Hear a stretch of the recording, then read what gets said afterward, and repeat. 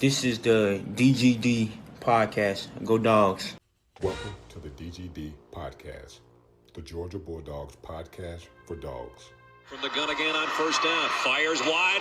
Juan Daniels, touchdown, Georgia. This is your favorite receiver, Juan Daniels, and you're listening to the DGD podcast with my man, Robert Reynolds. Go Dogs.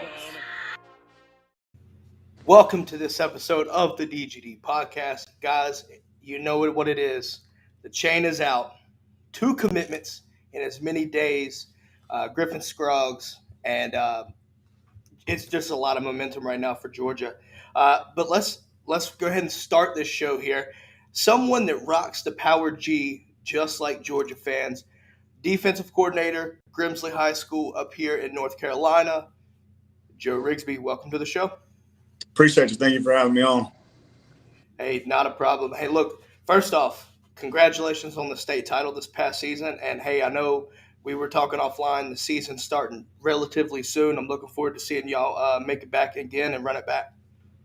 For sure. Appreciate that. Had a great year last year. A lot of new faces offensively, defensively for us. So we're looking for this group to kind of see what they're made of as well. Absolutely. Obviously, you've got Georgia fans have a name. You have a name on your defense that Georgia fans are basically their ears are perked back and just waiting at any drop of a dime for him. And his name is Travis Shaw. But there's more to it. More to Grimsley. Looking at what you lost last year, right? We were talking about some guys previously. I'm gonna give a couple shout outs here. I like what I see from Tamori Thompson. I like Caleb Curtin and Alonzo Barnett. Those guys, were pivotal, in my opinion, to your state title run. So in regards to that, obviously, Travis Shaw comes back, Tamori's coming back. What are your thoughts on the upcoming season? What are you looking forward to the most for Grimsley?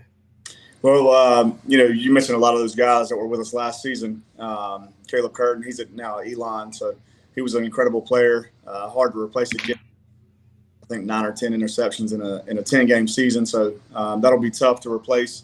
But looking forward, just new guys have been in our program, and now they get an opportunity to show what they've worked towards.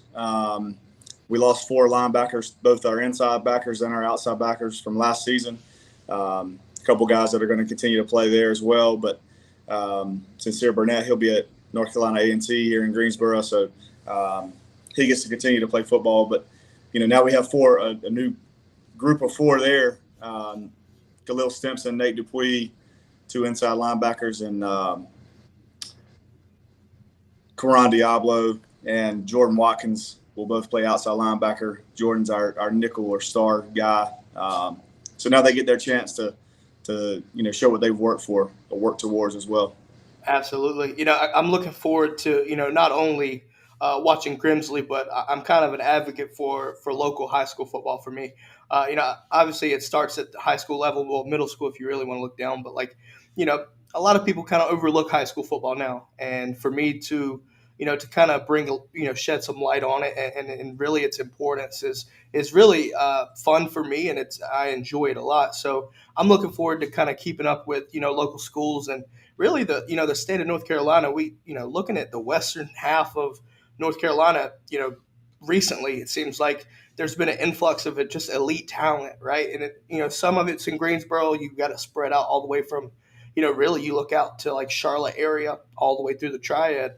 And, that's something that, I'm kind of holding my hat on here. A lot of the fan base, for Georgia, obviously is based out of Georgia, and that's a hotbed for talent anyway. But, it's nice to have some elite talent, in your backyard and really kind of bringing the state of North Carolina on, putting it on notice. Yeah, for sure. I mean, and I don't know, at least in our community, Grimm's community, our fans and students and stuff are super supportive of our program. So, most Friday nights, regardless of who we're playing, there's going to be a ton of students there and, lots of community support and stuff. So, it's awesome to see, they want to see a good product on the field and something to be proud of. So, we look forward to putting that product out there. Absolutely. Looking at Jameson Stadium, right? If I'm not mistaken, there's a fun fact here. I don't know if it is still. but it's one of, if not the largest stadium in North Carolina for high school football. Is that accurate to say, or? I think it's the largest high school stadium that's on campus. Now, there's some Okay. that play off campus and stuff that have bigger facilities, but as far as a football stadium or a stadium that is on the high school campus, I think it is the largest one. So that's a pretty cool.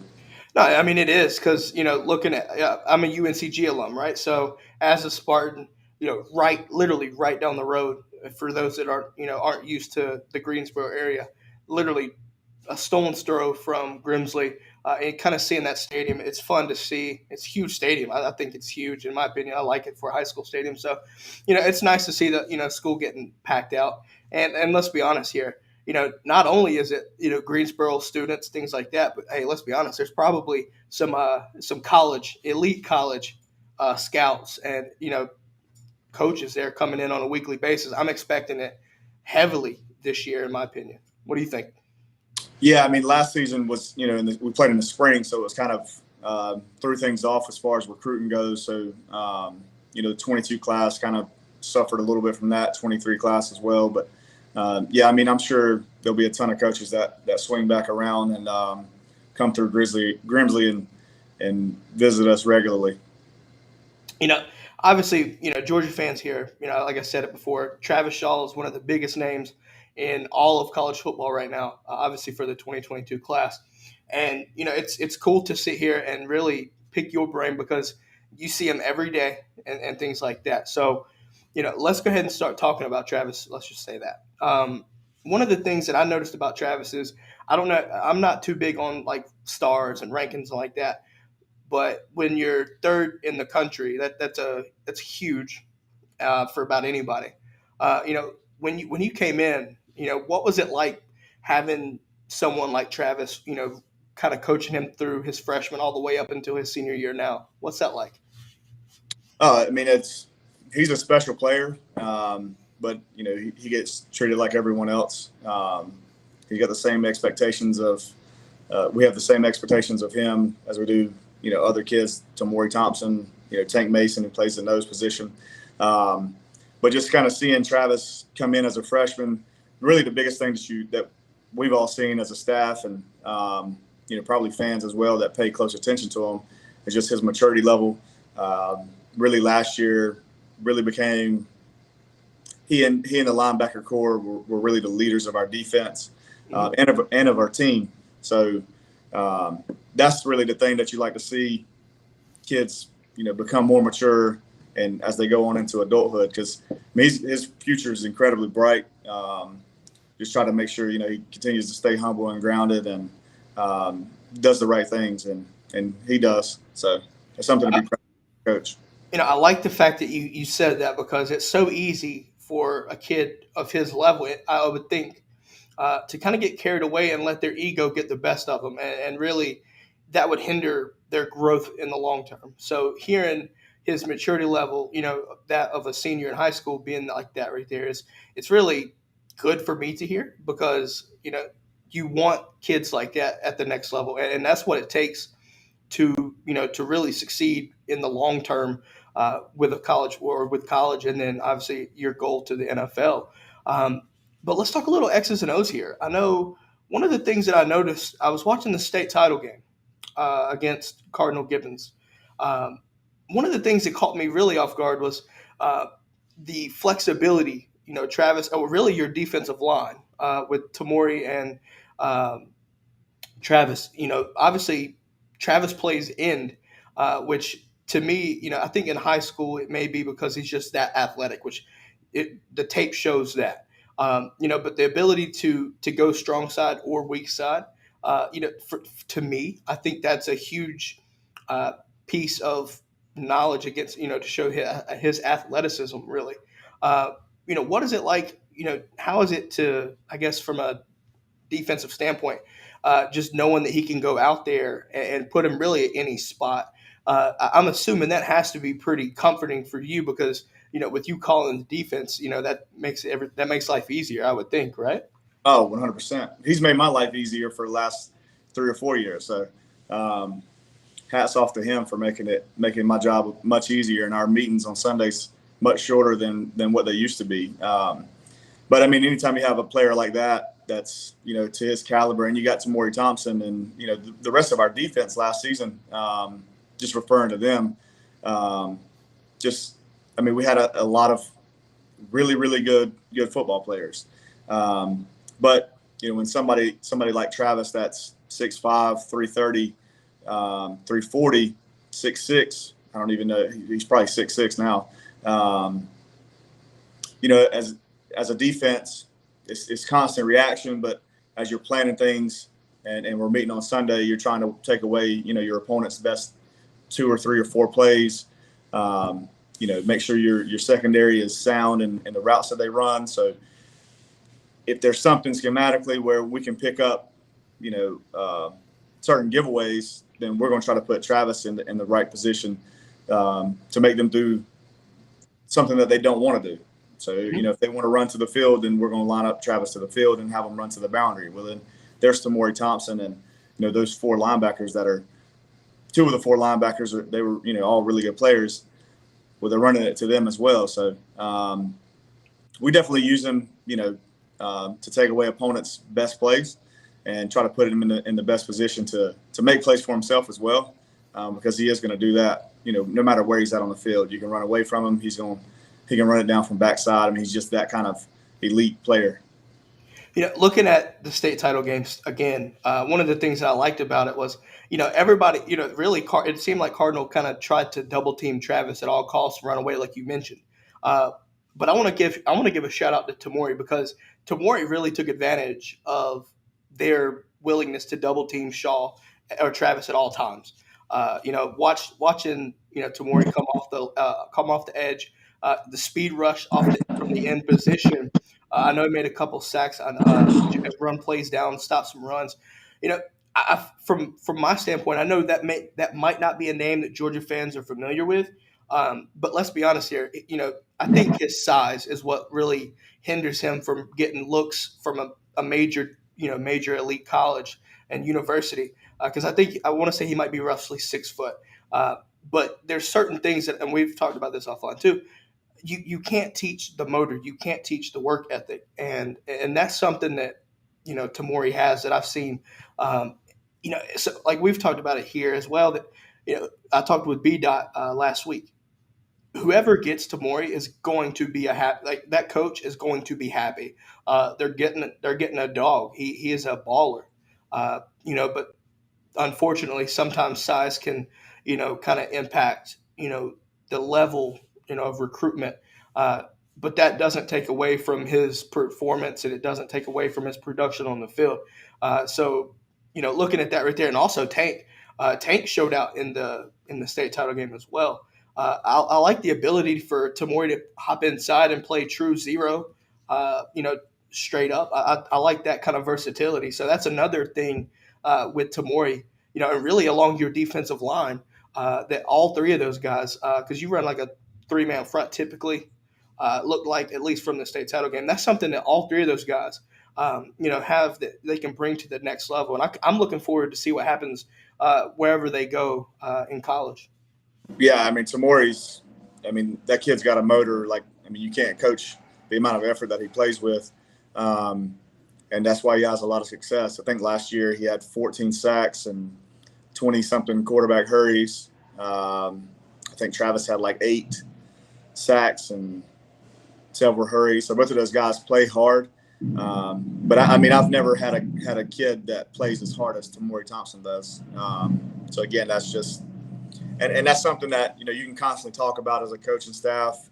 And you can practice, pursuit drills and things like that. But when it comes down to a game situation, it's on the player to constantly push through those plays. When that ball snapped, he's going to go attack. So. Oh, absolutely. And like I said, the state title game showed me everything I needed to see from that. But one of the things also I think that your defense benefits from is having some guys along in the offensive side of the ball. Georgia fans, if you're not familiar with this name, I think you really need to be. Jamal Jarrett on the offensive line, 2023 prospect. if you're interested in rankings, I want to say 24 has him, or 24/7 has him as a 4-star right now. Georgia's looking at him. There's a bunch of other, top tier D1 schools that are looking at Jamal. From your standpoint as a defensive guy, I know this, in my opinion, iron sharpens iron. It's said, it's almost ad nauseum, but it really is truthful when you have guys like Jamal on the offensive line and good offensive players, because it really makes your defense that much better. What's it like going up against him in practice every day? Because I know that the kid's a hoss, really. Yeah, I mean, right now we're not in a period where we have contact. That stuff starts on Saturday night, so really, our band just come in the gym and started practicing. So I apologize for the beating and banging in here, but still kind of up in the air. Right now he is a two-way guy for us. Him and Chop Richardson, Nick Richardson, he's a returner from last year as well. They'll both play, on both sides of the ball. So we'll share those guys until, we continue to evaluate, day in and day out and try to figure out, what best fits our team as a whole. Whether, one of them needs to be strictly offense or one of them needs to be strictly defense. But we're still in the process of figuring all that stuff out, and that's going to kind of play itself out over the next few days, really. With Midnight Madness coming up tomorrow night, Saturday morning at 12:01, we'll kick off our first day of contact. So that'll really get us moving in the right direction and making some, real decisions that are going to stick for us throughout the year. So still determined, like I said, and I'm not sure what his ranking is either, but. No, I know it's like I don't know. I know, if I'm not mistaken, I saw a 4-star, but nonetheless, just watching some of his tape, like him on the offensive line is what they have him listed as offensive line. His size tells me he can play both ways. I know Grimsley typically doesn't do the two-way players, which obviously is a testament to the quality depth. I'm kind of looking forward to seeing what Jamal could do if he comes on the defensive side of the ball, because I know with Travis and Tamori, is Tank a senior now, or did he graduate? Tank is a junior. Oh, he's a junior. Okay. Yeah, Tamori's a senior. Travis is a senior, obviously, and then Jamal, he'll be a junior this year as well. Okay. So I mean, we're really looking at it right there. It's going to be interesting to see, how y'all utilize him, because, like I said, I like what I've seen on the offensive line, but, if he transitions to defense, I'm going to have to take a look at that, because I just want to kind of see what he's about if he does go to the defensive side of the ball. From an offensive standpoint, though, one of the things that I really like about Jamal, though, is just he's got this nasty, and really from in the trenches, if you've got that kind of nasty mentality, that can really dictate, your potential and your ceiling, regardless of size. Sometimes, a lot of people overlook that kind of mentality, right? And just think that, he's super small, he ain't going to be a factor. No, I've seen some small guys. Tamori Thompson is a perfect example. 6 foot on the end and still beating the hell out of, tackles and things like that, making sacks, So that just shows you that nastiness can play a real big factor. So I can't wait to see, if y'all keep him on the offensive line or move him to the defensive side of the ball, because if you put him at the defense, he's going to be nasty regardless too. So it'll be fun to see how that works. Yeah, just kind of, like I said, just keep evaluating those guys and try to figure out, what best fits us as a team, as a whole. If we come in and meet as a staff and we say we're going to be significantly better on offense because Jamal is our tackle or guard or wherever he's going to play, then, we go with it and roll with it. And, we take the next defensive guy, and that's Nick Richardson or Chop Richardson for us. So, again, that's still kind of playing itself out. So it's to be determined at this point. Yep. Like I said, I know that's like once the season starts for y'all Saturday with contact, I know that'll, like you said, I think in a quick hurry, you'll be able to determine that. With games up here in North Carolina starting the 20th, I can't wait to see what y'all season looks like. I think I'm rooting for y'all to kind of pull it out for the 4A. Obviously, I kind of have to pull for my guys up in around me. But I kind of want to talk about Travis, and I know he set his top 4. Obviously, Georgia being one of those. You have the home state the Tar Heels. You have A&T, which is obviously right in our backyard as well, and Clemson. Now, obviously, what I'm seeing from the state title game, Travis, like I said, Travis runs typically on the ends. What is your projection, like in regard if you had to choose a position for him? I feel like, I think he might be a true nose with his size and athleticism. But I think you could also look at a true nose or, maybe like a 3-tech. What would what do you think if you had to choose? What would be his best spot in college? Probably the next level is probably a 3 technique. Being 6'6" and 330, 340. He can hold the point of attack. With double teams and stuff like that. So, but wherever he ends up, that's for their coaching staff to decide. And it don't matter where he lines up on the defensive line, interior lineman or at a defensive end spot. The kid's going to have success because he's just that gifted. He's when we got over here, Travis was in middle school, and he's like the point guard for their middle school basketball team. Yeah. Even now he plays, he's been a varsity basketball player here since he was a freshman. But, you come to one of those games, and he'll bring the ball up the court as well. Played quarterback for our middle school, Kaiser Middle School. So, that tells you enough. He'll whip a ball down the field 60, 70 yards with no problem. Just a different type of player. It's just extremely gifted, extremely talented. So whether he's a 3 technique, a nose, or a defensive end, he's gonna be successful. I couldn't agree with you more. I think the reason why I think he might be better suited, I'm thinking with my red and black cap on here, and why I think if he chooses Georgia, why I think he would fit as a true zero. And see, I want to hear your opinion on this. So my logic is, thinking about this, with his size, right, 6'6", 330. To me, he kind of fits that Jordan Davis type body that we're going to be losing this year, because we're losing Jordan Davis and Devontae Wyatt. Georgia fans know exactly who I'm talking about. 2 staples of interior defensive line for us. So I think if Travis, depending on if he comes to Georgia, I think he slides in as a true nose. Looking at looking at the overall class of 2022, there's a lot of edge, and there's a lot of guys that, like, with not his size, that are a little bit smaller, that I think with their athleticism as well could slide into the 3-tech kind of fit Devontae Wyatt. One of the things I think sets up, to me, Travis being a true zero, like a true nose. One, I saw his ability to handle double teams, his ability to separate, and even get through those double teams. Jordan Davis, for us, has done a tremendous job, and it goes, for the national media, basically anybody outside of Georgia, it goes vastly underrated because his stats don't show it, because he doesn't get a lot of sacks. But his ability to literally eat double teams and allow linebackers to come through holes, and that's something that, his mentality, Jordan's mentality, I love it because he doesn't care about stats. He wants the other guy. He literally said in a press conference one time, he looks at the linebacker's stats. If they have good stats, that means he did his job.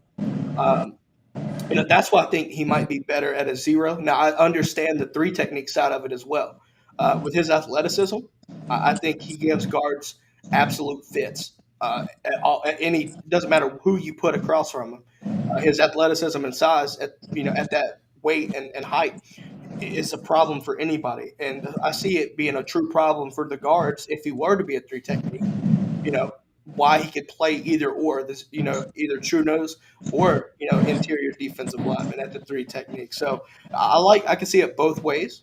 And looking at Georgia's defense, like I said, I think he's a perfect fit for what we're losing. He could slide in and make an impact right away. I think just based off of his talent and his motor. A lot of people don't really look at that. But his motor to be that size, it's insane. It really is insane to see how crazy athletic he is. Oh, for sure. Yeah, and Georgia does a lot of stemming back and forth from a 3-man front to a 4-man front. So he also gives you the ability to do that, no matter if he's an interior lineman or a defensive end spot. So, it gives you a lot of flexibility with guys that are big and athletic. That's all these colleges are looking for up front, big athletic dudes, and he is one of them. He's one of the best in the country for sure, if not the Without a best. doubt. Without a doubt. One of the things that I loved about the state title game, and this was, I didn't get to watch a lot of games, but I was able to go back and watch this.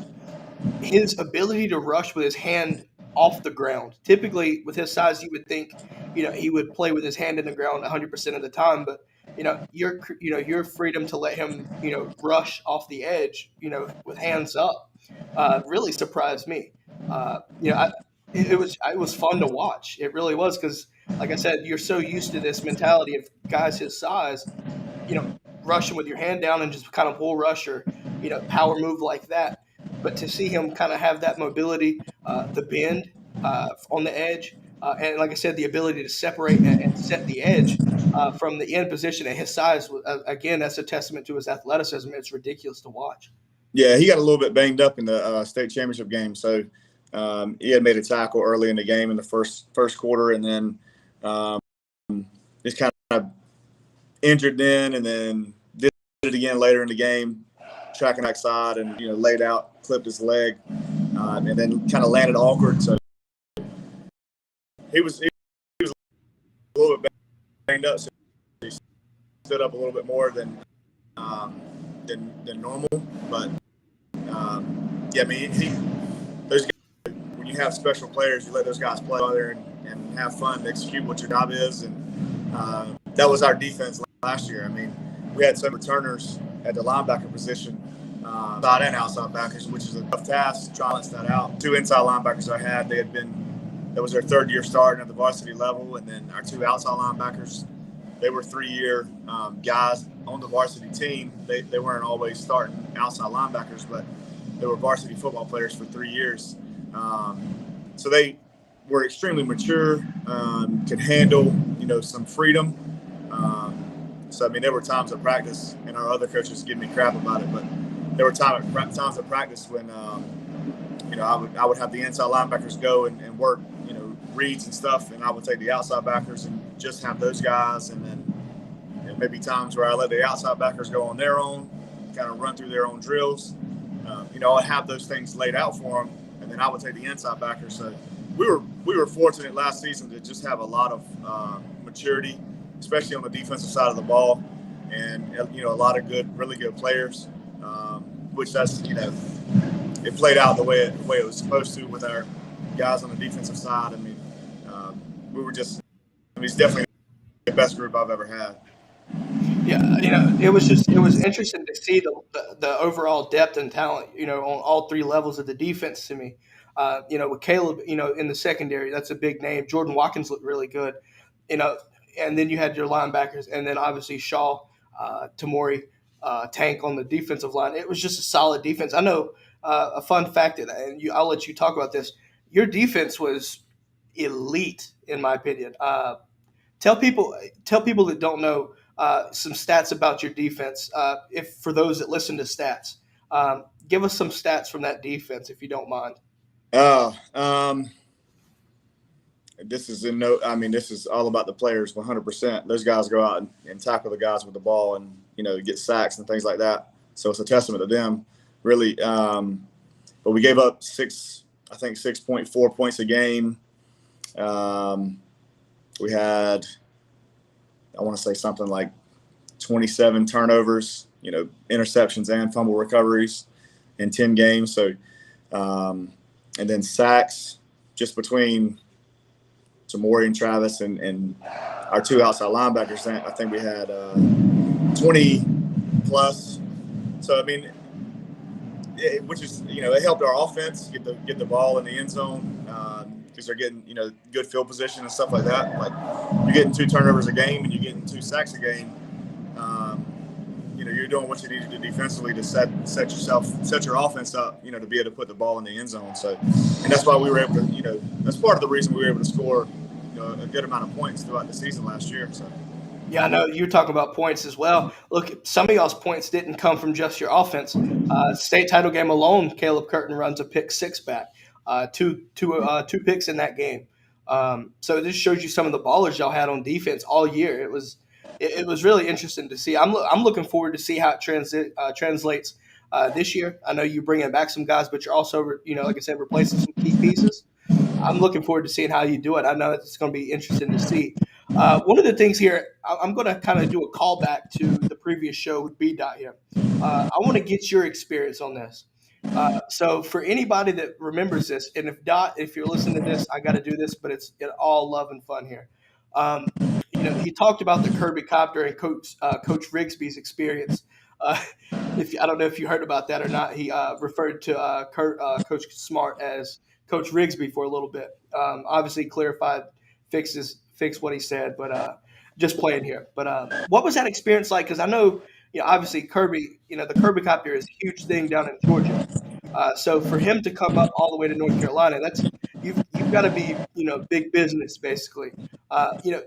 From a fan's standpoint, what was that experience like seeing Kirby come up on the helicopter? What was that like? It was definitely neat. We had a heads up that he was coming, and I think the first time he came, we had like a pep rally going on because I can't remember who we played. I don't know if it was like homecoming or what, but we had a pep rally going on in the gym. And then he flew in and landed on the game field and walked into the gym. And we got there's a lot of kids at our school that pull for Georgia and, that are aware of good football programs. So they know the coaches and stuff like that. And he walked into the gym with Coach Scott and everybody was like, oh my God, Kirby Smart's here. And so that was neat, for our kids to be able to see him. And then, he's a super nice guy, talked to us, our staff, a few coaches from our coaching staff for a while. So that was neat. I mean, it's a cool experience. And, when you have great players, you're fortunate to have those types of experiences. And, so it's just cool. You don't take it for granted. You're not going to always have a Travis Shaw type player. So, you just enjoy that time. Looking at it right here, you said you're not going to always get that Travis Shaw type. Grimsley has, in the recent years, they've started to pull they've got some dudes there. I know y'all have got some dudes there. It's let's just say it's completely amazing to see how many guys are, playing it in college level, whether it be, top tier D1 all the way down to FCS, it doesn't matter. You're putting guys in, getting them into college and playing athletically there. But one of the things that I want to talk to you about here is, speaking about Travis Shaw, talking about social media here, there was a movement for Shaw recently, and I think it still might be going on, the Shaw Dog movement. And I wanted to kind of tell you this backstory, and I want to get your thoughts on social media and how players, recruit, other players. I want to get your thoughts on that. But basically, this Shaw Dog story, I don't think you've heard this. We talked right before the show, but basically, Jalen Walker, top 50 player based off of rankings, up in Salisbury, about another 30, 45 minutes away from us right now. It started a trend based off of the Shaw Dog. Basically in reference to Travis, they're good friends. I don't know if you've met Jalen, but it's pretty documented that they're pretty close friends. And really kind of started a movement. The funny thing was, I sent that, tweeted that out earlier that day that it happened. And one of my friends kind of helped me out and got it into Jalen's attention. And I just let him run with it. I thought it'd be cooler for them, for him to do it. But what are your thoughts on, other players recruiting players? What do you like that? Or what's your thoughts about social media, how it's become a tool for recruits? I think it's awesome. You want it. Those are going to be your teammates for 4 years, or you're expecting to be your teammates for 4 years. So you want those guys that are, in the locker room with you, that fought to get you there. You know what I mean? So it's definitely. It's a great tool for all the schools around the country to if you take advantage of it, you can get in touch with more kids, and your program just kind of expands because you're able to get that Georgia G in front of kids across the country. So, but yeah, as far as kids recruiting each other, like it's Keyshawn Silver. I know he's a big guy from Carolina that recruits. I see him tweeting Travis all the time, and Jalen Walker, obviously at Georgia, trying to get guys to come in. So yeah, I mean, you want those guys that are 100% locked into your program, and you want them to reach out and get as many great players as possible. Yeah. Obviously, from a fan's perspective, I love seeing that kind of interaction and, interact with players like that on that level. It shows you, because those are going to be the representatives of your program, your team you pull for, So, it's always fun to kind of see that. And looking back on it, though, back when we were in high school, we didn't really have social media. So it's interesting how times have kind of changed. So now social media is at the forefront of everything. We just had to phone call if you wanted to talk to somebody.